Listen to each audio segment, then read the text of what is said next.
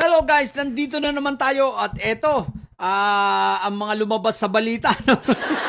Aba, ang iglesia ni Kulto ay merong mga pa-surprise rally. O di ba ga, pa-surprise rally sa EDSA tapos walang sabi-sabi para sa ganun, makapanira na nga naman sila, makapang-damage sila ng mga kababayan natin, ano? Para matraffic yung mga papasok sa trabaho, di ba? Kumbaga, economic sabotage yan datingan, no? Anyway guys, eto pag-usapan natin. Okay. Bumanat na naman ang iglesia ni Kulto. Maliwanag na ang kanilang ginagawang rally ngayon ay para protektahan si Marco Tae at the same time, i-intimidate si Ombudsman. Bakit? Magrarally kayo, wala pa nga warrant of arrest. Dapat ang rally nyo, pagkalabas ng warrant, poprotektahan nyo. Pero maliwanag na ito ay intimidation sa Ombudsman para wag isampa ang kaso.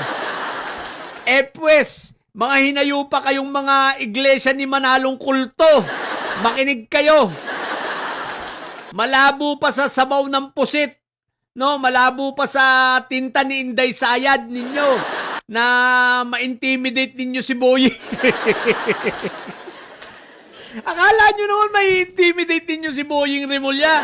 Ay, Diyos ko po, Rudy. Hindi nyo may intimidate yon at tuloy-tuloy yung kaso ni Marco Tae. At kung sa inaakala ninyo, matatakot sa inyo ang taong bayan, pues nagkakamali kayo. Pagkus, sa totoo lang, ine-encourage ko pa nga kayo, tagalan nyo pa yan. Pagkatapos, manggulo na nga naman kayo. Ang gawin ninyo, mag-armas kayo. Tawagin na ninyo yung matitibay ninyong mga iskan ng INC. Yung mga sinasabi ninyong matatapang na iglesia ni Kulto. Pati si Manalong Anghel ninyo, tawagin nyo na. Pababain nyo na kung, paakyatin nyo na kung saan naman na impyerno siya nandun. Paakyatin nyo na, papuntahin nyo na dyan sa lupa. Total, anghel naman yun eh. At sabihin na tulungan kayo at mag-armas kayo. Guluhin ninyo ang Pilipinas. Try nyo lang. Subukan ninyo na magkasubukan na. Diba? Ang lupit ninyo ha. Ano kayo? Tapos may sinasabi pa kayo, accountability. Ang sabi ng mga pamunuan ninyo, accountability. For accountability kayo. Para kayo sa pananagutan. Ayan, si Marco Tae ninyo, maliwanag, no? Na nagkaroon ng paglabag sa batas. Ngayon ayaw nyo siyang mahuhuli. Akala ko ba for accountability kayo? Akala ko ba anti-corruption kayo? Akala ko ba kayo masunurin sa batas? O anyari? O di ba ga? Yung kalukuhan ninyo. Sa totoo lang, yung mga pamunuan ninyo natatakot. Natatakot na makulong si Marco Tae kasi si Marco Tae ay isang duwag at may tendency na bumigay. Bumigay sa papaanong paraan. Bumigay at magsalita sa kanyang mga nalalaman. No? Sapagkat malalim ang involvement nito. For sure, malalim na ang mga kinalaman nito sa inyong organisasyon. Sa organisasyon ninyong kulto. So ngayon, ito, si Marco Tae, for sure, natatakot kayo. Natatakot ang pamunuan na baka pag ito ay natagalan sa loob ng bilangguan, bigla na lang itong kumanta. Bigla na lang itong kumanta ng My Way. Biglang maging sintonado ang boses, di ba ga? May tendency pa naman si Marco Tae maging sintonado ang boses kasi bubo nga. Diba? Ngayon may parali-rali pa kayo. Ang gawin ninyo, tagalan ninyo. Damihan na pati ninyo. Diba? At sigurado ako, marami rin naman natitiwalag na sa inyo. Sa mga miyembro ng INC dyan na matitino, kita nyo na ha, kung ano ang kinaaniban nyo ngayon. Kung anong meron kayong sektang kinaaniban ngayon. Na pinagbobobola kayo, sinungaling na sinasabi, pro anti-corruption sila, pero pag ganito na yung miyembro ninyo pinaharap na at pinapanagot para sa kanya sa pagiging corrupt, involvement sa corruption, ganyan ang gagawin. Alam nyo na, magising na kayo.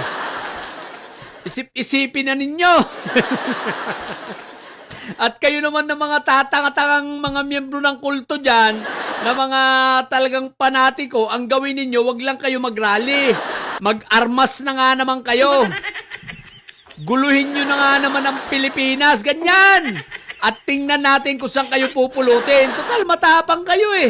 Total, madami kayo sabi nyo eh, di ba? Gawin nyo na. Ang tagal na niyang inyong mga pagbabantang yan. Isipin mo, malapit na lang mag-2028, ilang taon na lang matatapos na si PBBM. Simula't simula, nagbabanta kayo. Hanggang ngayon, di nyo naman magawa. Gawin nyo na yung dapat nyong gawin. Mag-armas kayo para mapabagsak nyo ang gobyerno. Ganon! At pag si Marco Tae, nilabasan niya ng warrant, mag-armas din kayo. Paghuhulihin na. Ganon. At ikaw naman, Marco Tae, pag hinuli ka, ang gawin mo, manlaban ka. Mang-agaw ka ng baril ng pulis. Tingnan natin kung saan ka pupulutin. Di ba ka? May parel-rally pa kayo. Akala nyo naman may intimidate nyo ang gobyerno. Akala nyo naman may intimidate nyo ang si Boying. Alam nyo, hindi lang pati ombudsman isama na natin dyan. Sigurado ako, i-intimidate din nila itong impeachment trial ni Sayad. Akala nyo naman ay makaka-apekto yan. Utot nyo. Hindi yan makaka-apekto sa prosecution at sa mga senador. Naku po, Rudy. Gaano ba kayo karami? Ilang porsyento lang kayo sa population ng mga religion? Nasa 3 milyon lang kayo.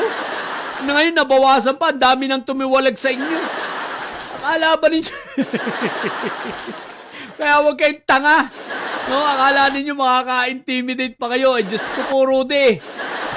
Ang gawin na lang ninyo, mag-armas kayo, magwala kayo dyan. Pag si Marco Tae ay hinuli na, sabihin nyo kay Marco Tae, manlaban siya.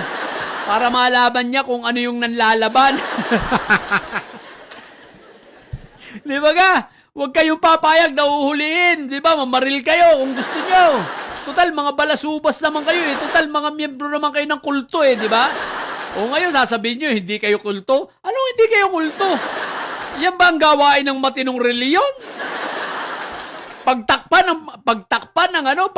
ng mga nagkakasala sa batas at ayaw niyong panagutin dahil miyembro ninyo. O, di ba? Maliwanag na kulto. O, pero bakit yung maliliit ninyong mga miyembro, bakit pinabayaan ninyo kagaya ni Caramel? O, miyembro nyo yan eh. O, bakit yung pinabayaan? Di ba? Mga siraulo lang talaga kayo. Kaya ang gawin ninyo, buhayin nyo mula sa patay yung anghel ninyong si Manalo. At sabihin ninyo, tulungan kayo, umakyat dyan sa EDSA at tulungan kayo. Total, anghel naman yun eh. Di ba? Mga siraulong iglesia ni kulto ang puti. May parali-rali pa rin. Sige na, yun lang. Tingnan natin ang tibay ng mukha nyo kung hanggang saan ha. Sa mga bobong didilis dyan at sa mga bobong mga miyembro nito na iglesia ni kulto. Manatili kayo mga bobo at may sayad sapagkat ang may sayad ay laging high blood! Bye!